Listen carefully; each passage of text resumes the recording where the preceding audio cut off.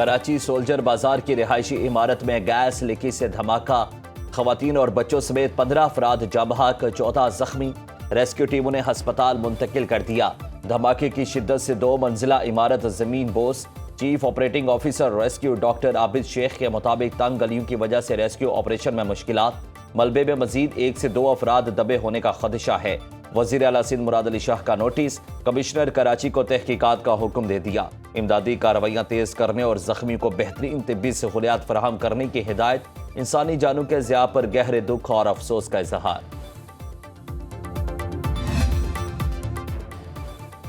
سانحہ گل پلازہ کی تحقیقات کے لیے جوڈیشل کمیشن کا اجلاس۔ جسٹس آغا فیصل نے ریمارکس دیے کہ 24 گھنٹے میں بھی فائر بریگیڈ کے پاس پانی کی کمی نہیں ہونی چاہیے تھی۔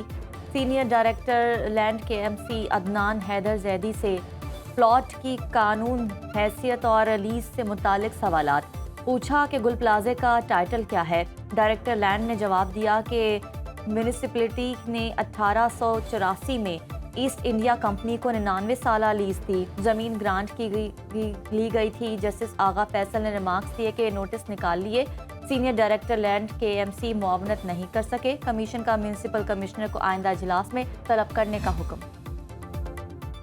امریکی صدر ٹرمپ کے غزہ بورڈ آف پیس کا پہلا اجلاس آج ہوگا۔ وزیراعظم شہباز شریف شرکت کے لیے واشنگٹن پہنچ گئے۔ 20 سے زائد ممالک کے سربراہان مملکت کی شرکت شیڈیول۔ ترجمان دفتر خارجہ کے مطابق وزیراعظم شہباز شریف 20 فروری تک امریکہ میں قیام کریں گے۔ دورے کے دوران امریکی قیادت اور عالمی رہنماؤں سے ملاقاتیں متوقع۔ 2 طرفہ تعلقات اور عالمی امور پر تبادلہ خیال کیا جائے گا۔ وفد میں نائب وزیر اعظم اسحاق ڈار بھی شامل ہیں۔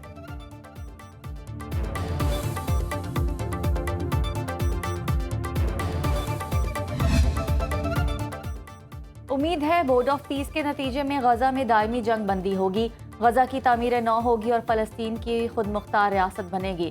نائب وزیر اعظم وزیر خارجہ اسحاق ڈار کا اقوام متحدہ سلامتی کونسل کے اجلاس سے خطاب، کہا کہ پاکستان غزہ امن بورڈ میں شرکت کرے گا۔ پاکستان صدر ٹرمپ کے امن منصوبے کی حمایت کرے گا۔ پاکستان اپنے فلسطینی بھائیوں کے ساتھ ہے۔ غزہ سے فلسطینیوں کو بے دخل کرنے کے اسرائیلی اقدام کی مذمت کرتے ہیں۔ فلسطینی اتھارٹی کا مرکزی کردار تمام صورتحال میں لازم اور ملزوم ہے۔ فلسطینیوں کے حق کی خود ارادیت کا احترام کیے بغیر کوئی حل قابل عمل نہیں۔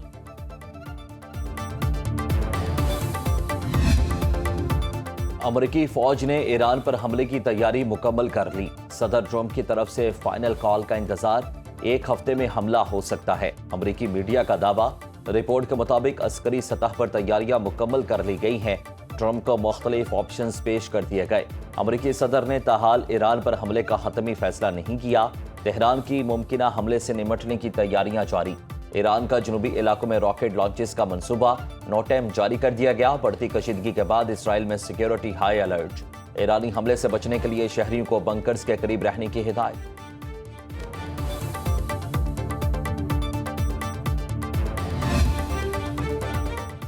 وفاقی وزیر اطلاعات عطا تارڑ کی بانی پی ٹی آئی سے ڈیل کی خبروں کی تردید۔ ایکس پر پیغام میں کہا کہ بانی تحریک انصاف کے حوالے سے کوئی ڈیل ہے نہ ڈھیل۔ بانی پی ٹی آئی کو کسی بھی قسم کی رعایت کا تاثر بالکل غلط ہے۔ بانی پی ٹی آئی عدالتوں سے سزا یافتہ مجرم ہے۔ رعایت سے متعلق خبروں میں کوئی حقیقت نہیں۔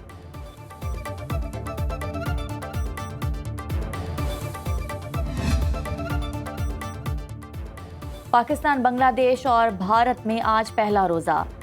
نماز پنجگانہ اور تراویح کے لیے مساجد بھر گئیں۔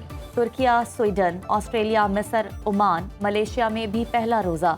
سنگاپور، انڈونیشیا اور فلپائن میں ماہ سیام کا آغاز۔ Azerbaijan, Kazakhstan, Kyrgyzstan, Uzbekistan, France اور جاپان میں بھی فرزندان اسلام کا روزہ۔ مسجد حرام اور مسجد نبوی میں نماز تراویح کے ایمان افزور مناظر۔ یو اے ای کا رمضان مبارک میں 3296 قیدیوں کی رہائی کا اعلان۔ برطانوی شاہ چارلس کی اہل اسلام کو رمضان کی مبارکباد۔ رواں سال زکوٰۃ کا نصاب 5,03,529 روپے مقرر۔ زکوٰۃ کی کٹوتی کے لیے آج تمام بینکس بند۔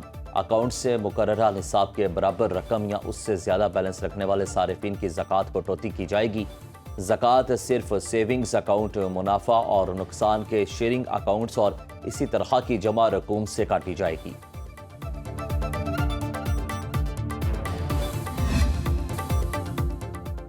راولپنڈی کی تاریخی جامع مسجد سوا صدی گزرنے کے بعد بھی پوری آبوتاب کے ساتھ قائم اور دائم۔ مسجد میں 7,000 سے زائد نمازیوں کی گنجائش۔ رمضان المبارک آتے ہی اللہ کے گھر کی رونقیں عروج پر پہنچ جاتی ہیں۔ 3 بڑے گنبد اور آسمان سے باتیں کرتے میناروں پر مشتمل مسجد کی بنیاد 1896 میں پیر مہر علی شاہ شریف نے رکھی۔ مغلیہ طرز تعمیر کا شاہکار مسجد 1910 میں مکمل ہوئی۔ نقش و نگار، خطاطی اور خوبصورت گنبد توجہ کا مرکز۔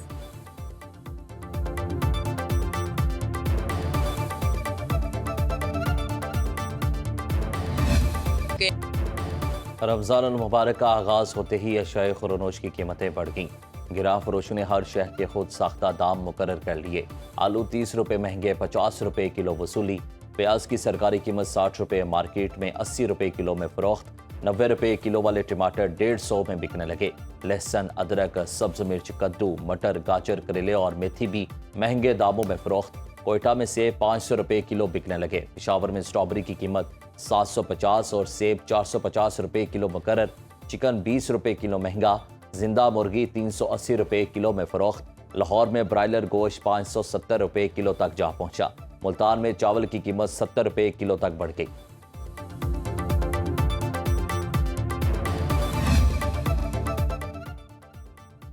تمام رجسٹرڈ دکانوں کو ایک ہفتے میں ایف بی آر کے ساتھ منسلک ہونا ہوگا۔ نوٹیفیکیشن کے مطابق پوائنٹ آف سیلز مشین والے تمام کاروبار ایف بی آر کے ساتھ منسلک کیے جائیں گے۔ Hotel, guest houses, marriage halls اور کلب پر بھی اطلاق ہوگا۔